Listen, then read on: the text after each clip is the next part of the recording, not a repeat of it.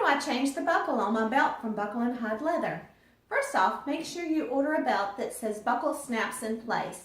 Then you just take the belt, turn it over, unsnap, remove the current buckle,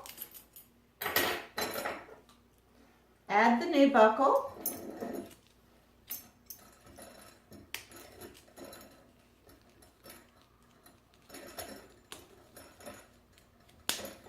and snap it in place. Couldn't be easier. If you would like to add a trophy style buckle, take off your current buckle,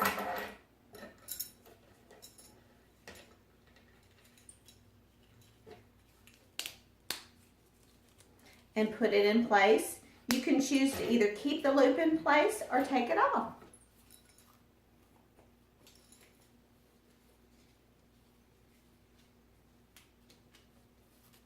Thank you for watching. Have a great day.